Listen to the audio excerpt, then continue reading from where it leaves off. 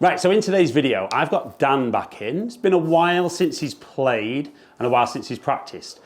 Very, very different the feedback he's given me before we started today's video about what the bad shot is. I mean, if you haven't watched his video from a few years ago, I'm going to put that in the top corner so you can watch that first, because it's a very different delivery you're probably going to see today. But it was very interesting. We ended up changing something, not that he thought, and it was a really good way of kind of how he learned about his golf swing that I think will be really eye-opening for you guys watching.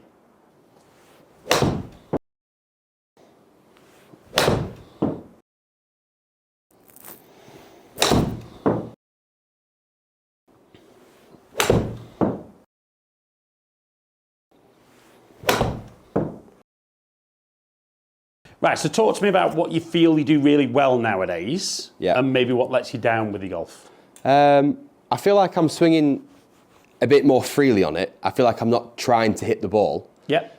Because when I was trying to hit the ball, I was just whacking it and then the face was becoming open. Yep. But now I feel like I've gone from having a really open face and having to aim left to counteract the massive swing to the right. Completely agree. Whereas now I can stand up straight on it, but I come back almost too closed. I'm almost too, is it a strong grip? I'm almost too strong on it and Yeah, for me it's nothing to do with your grip. Right. So what we noticed as we ran through those shots there is that last one's probably the worst one you've done as in low point. Yeah. But what we see is your low point at the moment, if I show face on here, is your low point's generally ahead of the golf ball, but it kind of moves around a little bit. So sometimes it's a long way ahead, sometimes it's a little bit ahead, and sometimes it's slightly behind, okay? Now the problem is if you watch the way the club face works in the swing, as it's coming in, it looks like it's closing. So actually the further ahead you are with your low point, you're catching the ball a bit earlier and the club face isn't quite as closed. Yeah. So I think if we can be more consistent with being ahead, I think the club face will be less closed. So if, for example, if I were to hit one where I try and get my low point not a long way ahead, I'll go initially. So I'll caught that very early in the downswing. And you can see my club face is actually 2.7 open. Now, if I feel very similar with my swing, but I'll try and get my low point, I'll try and get it behind or certainly less ahead. We see 1.1 behind. So I've caught it nearly 6 inches later in the swing. And the club face is massively different. So the first thing for me is, can we get a bit more consistent with low point further ahead? My second thing, which I'm sure some of the guys watching might say is maybe the wrong way of doing it, is I think you're aiming straight, playing for a dead straight shot. And the straight shot's the hardest shot in golf to hit. So I think we should be playing with curve. Okay. So if you're going to draw the ball, we want you to aim a little bit right. Yeah? So you could stand, aim a little bit right, be nice and consistent with your delivery, and we could see low point would be nicely ahead. Okay. And that would curve back to target. So it is okay to not always aim straight? You can? Absolutely. I mean, I think most golfers aim straight, not because they expect to hit a straight shot. But because they're hedging the bets a bit, and it's like, if I miss a little bit left or a little bit right, I'm playable. But when you aim straight and make your best swing nowadays, don't actually think you get fully rewarded for making your best swing. Because I used to aim left, and no, the reason I was doing that was because I know for a fact that it was going to go miles to the right. But occasionally, you'd square the club face up and miss left. Okay, so the first thing I'm going to say is, let's really focus, just initially aim straight. But I want you to really focus on shifting onto that left side to make sure that low point's ahead of the golf ball. So I want to be hitting... like a couple of inches, 3 inches ahead of the golf ball. And aim straight, and let's just see what consistency that produces for you. Good. Okay, into the ball, see if you can do that when the ball's there. Okay, so let's look at your low point. 2.7 ahead. And the club face was 6 closed. Okay, so that's fine. We're going to see, can you be, we'd love to be exactly 2.7 every time, but let's just do 3 or 4, feeling like you're trying to be more ahead and see if the club face stays like that. So if that was 2.7 ahead, where was I picking the ball up?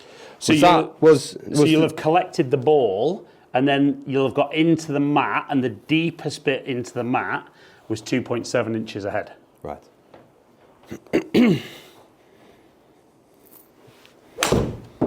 2.3 ahead.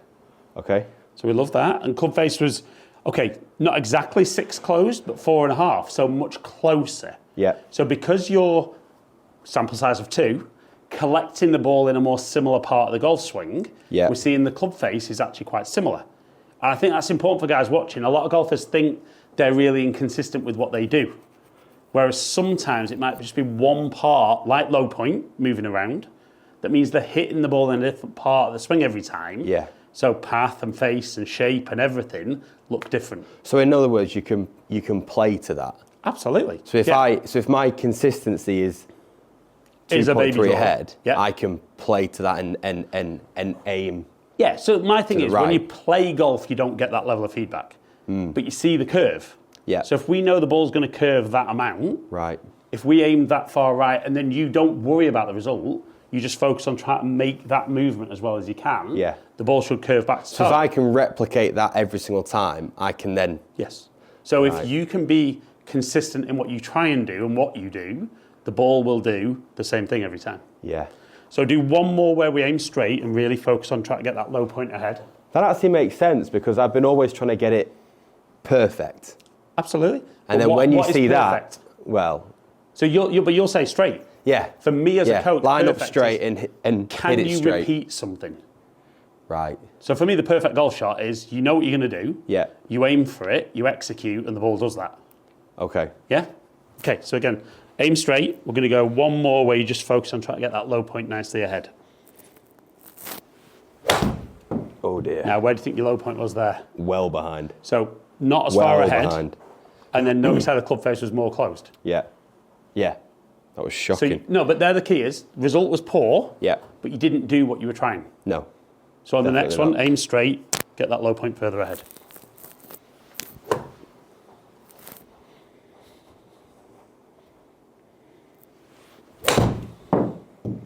Better strike. Better low point. Yeah. And actually got the club face in a very different place there. Yeah, I did. But that felt like I'd sliced it. Yeah. Well, there's your fade. Club face 4 degrees open. Yeah. Now, this is what's great with you nowadays. You actually have got more of a feel as to what's going on at impact. But we asked you to get your low point further ahead. Yeah. And you did it. Yeah. Now, as a general rule with you now, that we don't see that shape. No. We see the little baby fade. So now we're going to set up, but you're going to aim. Instead of there, we're now going to aim a little further right. Okay. So aim the club face and align your body to that point. Okay. To the right. And then you're going to just focus on getting that low point nicely ahead. So what do you think your low point was? Behind. Agreed? Only just. No, it was ahead, but you definitely got into the mat. Yeah. Okay? Very chunky. So, poor result, but you didn't do what you were trying. Okay? So again, we're going to aim right, which again, you might feel a little bit uncomfortable about because you're not used to aiming right. That's fine. It feels like I'm trying now to. So in my head, I'm trying to bring it straight. So don't. You're going to align to the right and aim to the right, and then just going to focus on getting that low point ahead for me.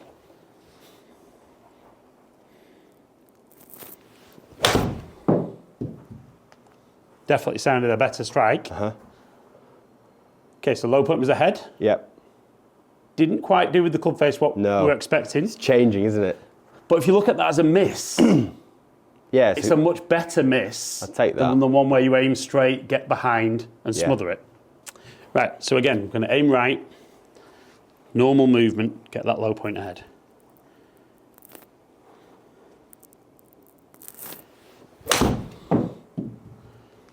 Definitely a better strike. Yeah. Yeah. And there we go.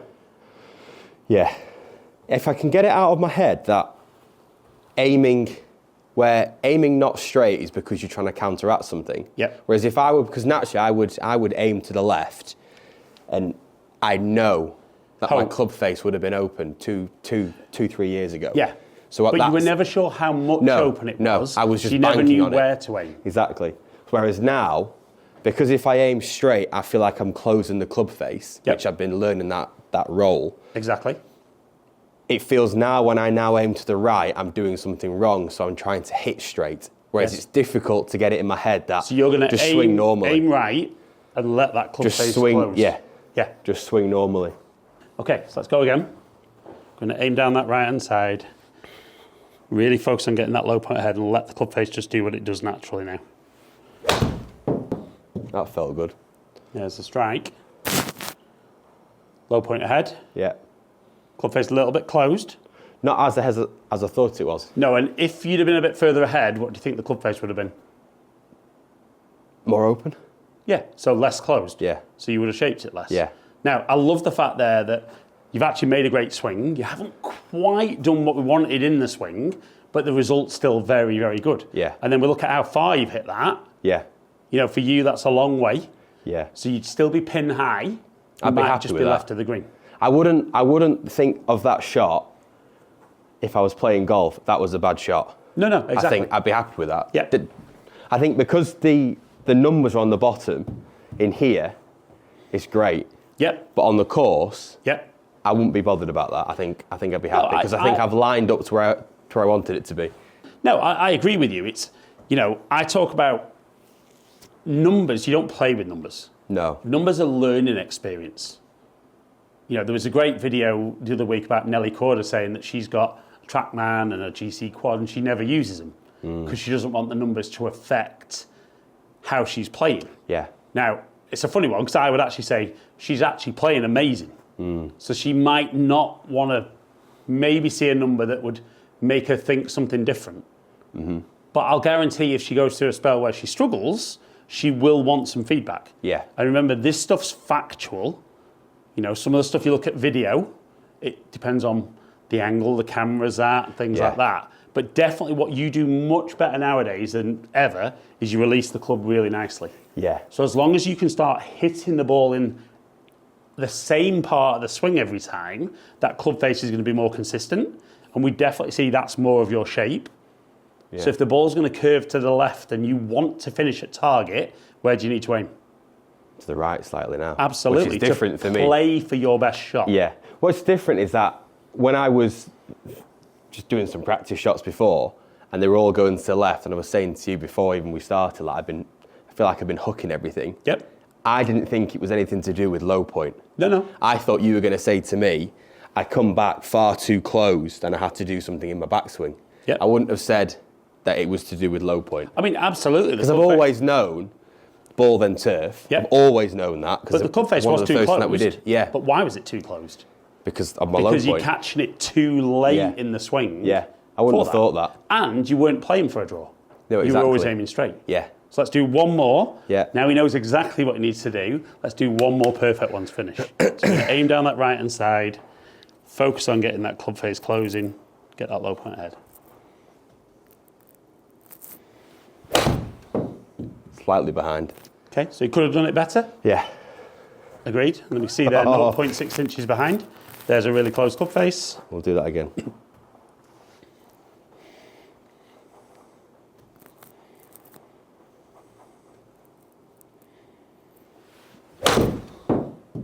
Bit better. It's a little bit thin, but I think you could have been a little further ahead. yeah. And now I'm hitting behind. Yeah, that's fine. So on this one, aim right. Yeah. And really focus on being almost as far ahead as you can on this one. Perfect.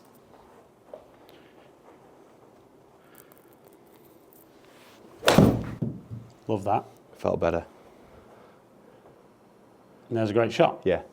As long as I can get ahead, and I mean, is 1 and 2 ahead a massive difference? Well, you think how much that club face can be rotating, Yeah. even in an inch, it could be a couple of degrees. So if that was 2.7 like it was before, Yeah, you'd have probably been more like maybe 1 degree closed. right. So much less curved. And what would the ball shape have been like? It'd have set off a little bit straighter and curved less. But that's the shot that I'm wanting. Yeah. So I'm looking to be about 2.7 close. Yeah, I would never. low point. If you were in here, that's feedback. So like you might feel like that's a good one. Yeah. But what that's shown is you could exaggerate the feel even more. Yeah. That definitely felt a little bit chunky. I agree. Yeah, if we look at the yardage, that's let us down a little bit. Yeah. But I think a lot of that movement, that's a great bad one.